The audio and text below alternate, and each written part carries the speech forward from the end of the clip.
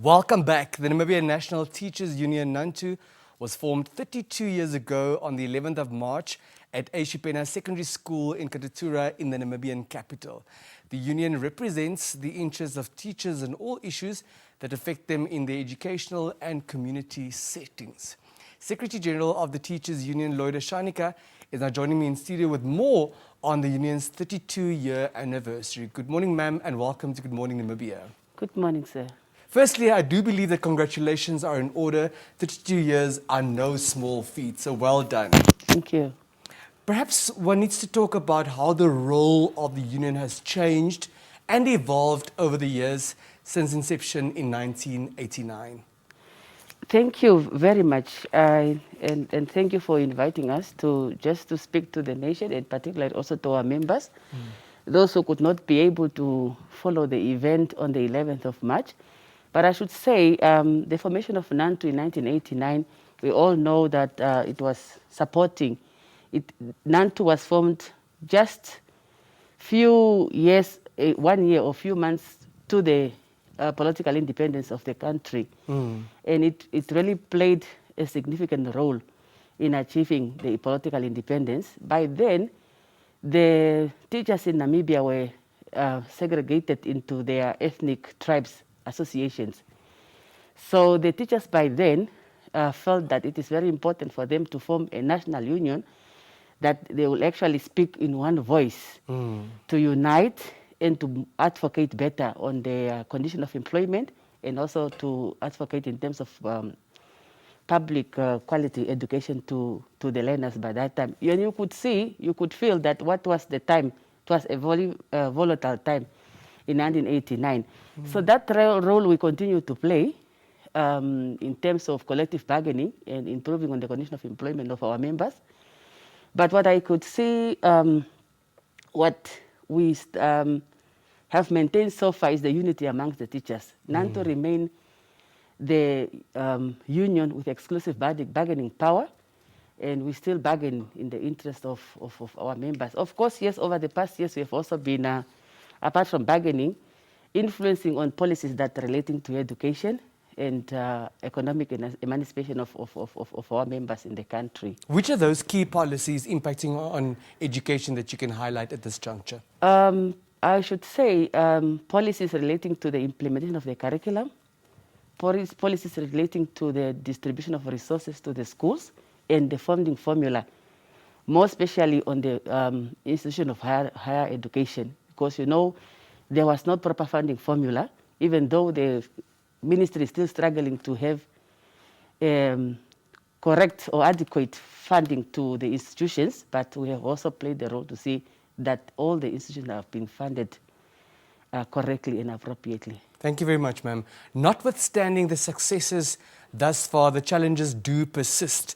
Last year, for instance, the Ministry of Education, Arts and Culture identified 488 teaching posts for unemployed yet qualified teachers. How big a challenge is that? It's a very big challenge, and it's worrisome to the union, because what we have actually observed, last year we were part and parcel of the auditing of norms in the schools. And it came out that the sector is oversupplied with junior primary teachers. And one of the key things that we have come out from this exercise is that we have realized that there has not been proper coordination between the ministry and the teacher training institutions in the country. What we have been doing so far is that we have already consulted the Ministry of Education in this regard, as well as we are going to have a meeting with the Office of the Prime Minister on the 25th, because we want the sector to be regulated. There's mushrooming of, you know, teacher training institutions. We see everyone wants to train teachers in the country, and that coordination, if the sector is not regulated, will ever have oversupply or undersupply in terms of the level of specialization in the mainstream. But are those institutions not vetted by an authoritative body? Currently, there is no regulatory authority, and it is our vision as a union to make sure that regulatory authorities established in the country. Namibia is the only country that lags behind in SADC without a teaching regulatory council.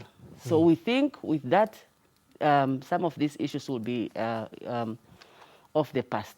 Very well.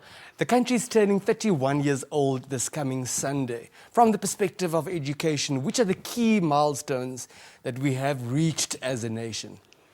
I should say, as a nation, in terms of the Constitution, it is a must that everyone should receive primary education. And I think as a country, we have achieved that. If you look across, 98% of our population, of our young ones, are in schools. And I think that is one thing that the ministry or the government has done successfully, or has achieved successfully.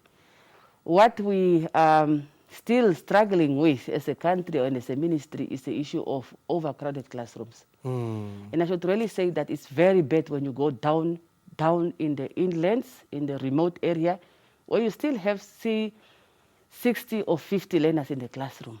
And it compromises on quality education.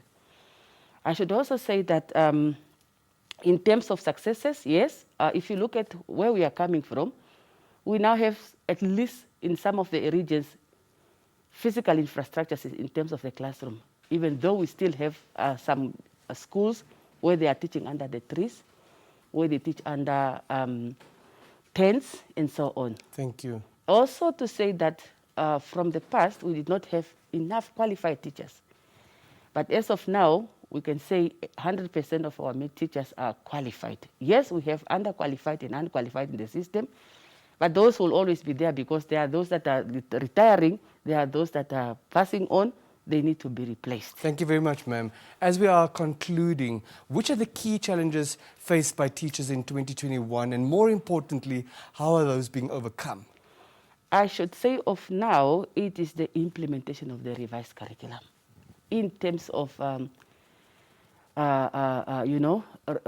resources, and in terms of, I think by the time the curriculum was implemented, as 5 years back now, teachers were not properly prepared.